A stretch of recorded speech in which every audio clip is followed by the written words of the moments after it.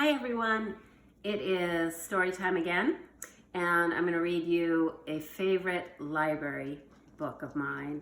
Not just a book in the library, but a book about a library, and it's called Library Lion.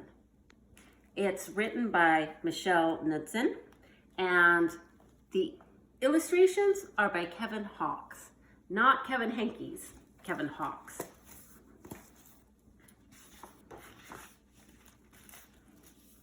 And here's our title page.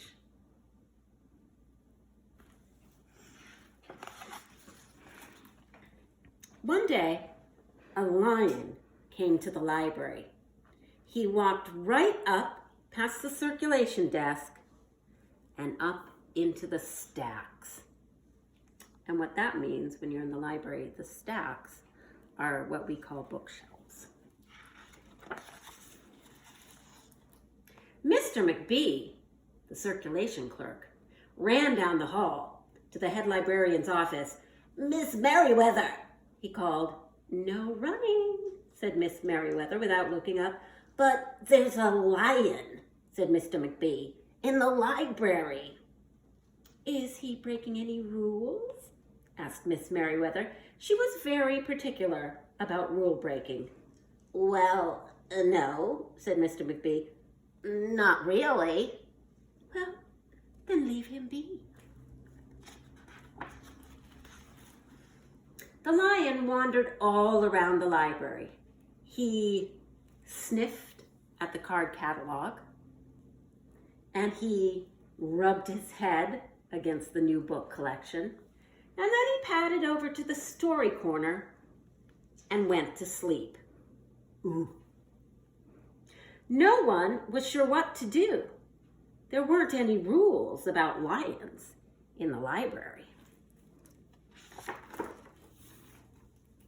Soon it was time for story hour. There weren't any rules about lions at story hour either. The story lady seemed a little nervous, but she read out the first book's title in a good, clear voice. The lion looked up. The story lady kept reading. The lion stayed for the next story and the story after that. He waited for another story, but the children began to walk away. "Story time is over," a little girl said to him. "It's time to go." The lion looked at the children. He looked at the closed books. He looked at the story lady, and then he roared very loud. Roar!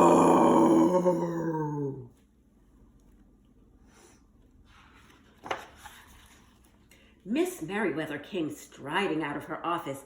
"Who is making that noise?" she demanded. "It's the lion," said Mr. McBee. Miss Merriweather marched over to the lion. "If you cannot be quiet, you will have to leave," she said in a stern voice. "Those are the rules." The lion kept roaring. He seemed sad. The little girl tugged on Miss Merriweather's dress. "If he promises to be quiet, can he come back for story hour tomorrow?" she asked. The lion stopped roaring. He looked at Miss Merriweather. Miss Merriweather looked back, and then she said yes.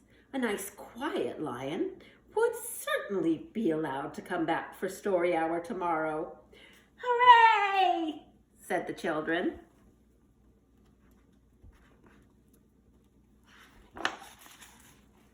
The next day, the lion came back. "You are early," said Miss Merriweather. "Story hour is not until 3 o'clock. The lion didn't budge. "Very well," said Miss Merriweather. "You might as well make yourself useful." She sent him off to dust the encyclopedias until it was time for story hour. And his tail is pretty good at that. The next day, the lion came early again.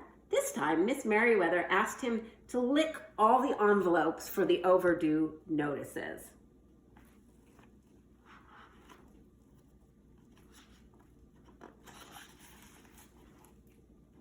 Soon, the lion began doing things without being asked. He dusted the encyclopedias and licked the envelopes. He let small children stand on his back to reach books on the highest shelves. Then he curled up in the story corner to wait for the story hour to begin. At first, the people in the library were nervous about the lion, but soon they got used to having him around. In fact, he seemed very well suited for the library. His big feet were quiet on the library floor. He made a comfy backrest for the children at story hour, and he never roared in the library anymore. "What a helpful lion," people said. They patted his soft head as he walked by. "How'd we ever get along without him?" Mr. McBee scowled when he heard that. They'd always gotten along fine before. No lions were needed. Lions, he thought, could not understand rules. They didn't belong in the library.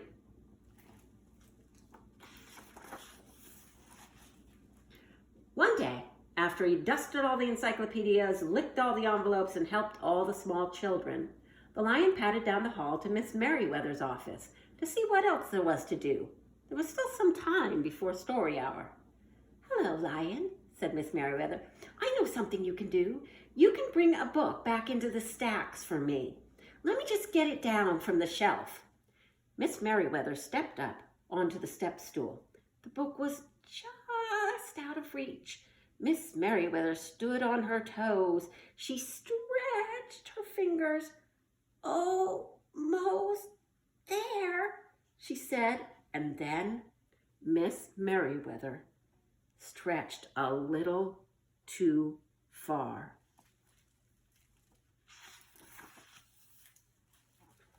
"Ouch," said Miss Merriweather softly.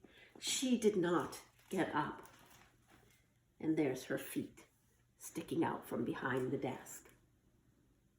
"Mr. McBee," she called after a minute. "Mr. McBee."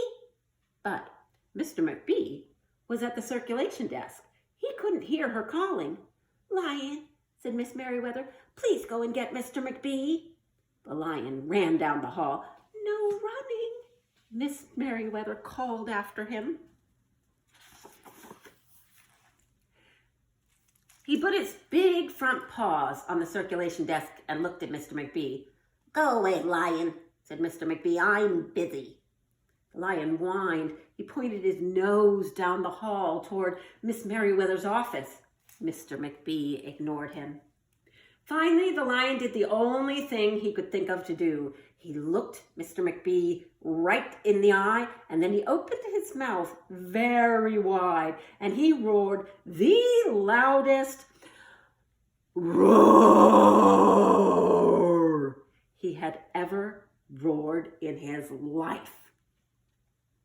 Look, it even blew the glasses off of Mr. McBee's face. Mr. McBee gasped. "You're not being quiet," he said to the lion. "You're breaking the rules." Mr. McBee walked down the hall as fast as he could. The lion did not follow him. He'd broken the rules. He knew what that meant. He hung his head and walked toward the doors. Mr. McBee didn't notice. "Miss Merriweather," he called as he walked. "Miss Merriweather, the lion broke the rules. The lion broke the rules." He burst into Miss Merriweather's office. She was not in her chair. Miss Merriweather?" he asked. "Sometimes," said Miss Merriweather from the floor behind her desk, "there's a good reason to break the rules, even in the library. Now, please go call a doctor. I think I've broken my arm." Mr. McBee ran to call a doctor. "No running," Miss Merriweather called after him. Well, the next day, things were back to normal. Almost. Miss Merriweather's left arm was in a cast. The doctor had told her not to work too hard. "I'll have my lion to help me," Miss Merriweather thought. But the lion didn't come to the library that morning. At 3:00, Miss Merriweather walked over to the story corner. The story lady was just beginning a story for the children. The lion was not there.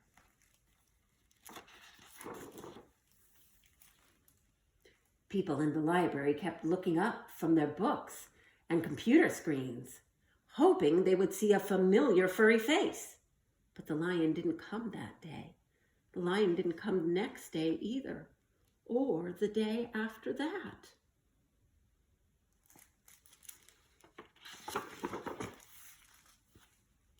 One evening, Mr. McBee stopped into Miss Merriweather's office on his way out. "Can I do anything for you before I go, Miss Merriweather?" he asked her. "No, thank you," said Miss Merriweather. She was looking out the window. Her voice was very quiet, even for the library. Mr. McBee frowned as he walked away. He thought there probably was something he could do for Miss Merriweather. After all, can you guess what it is?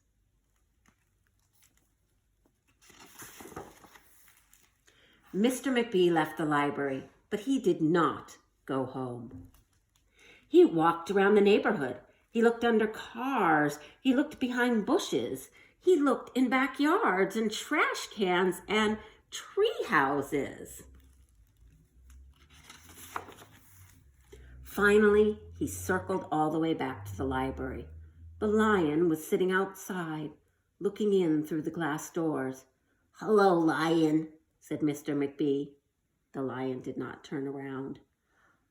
"I thought you might like to know," said Mr. McBee, "that there is a new rule at the library.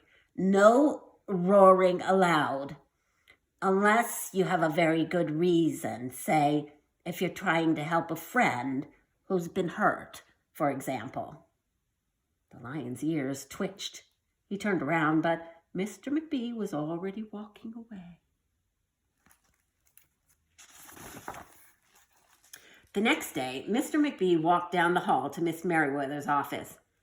"What is it, Mr. McBee?" asked Miss Merriweather in her new, sad, quiet voice. "I thought you might like to know," said Mr. McBee, "that there's a lion in the library."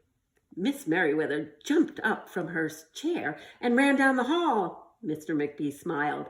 "No running," he called after her. Miss Merriweather didn't listen.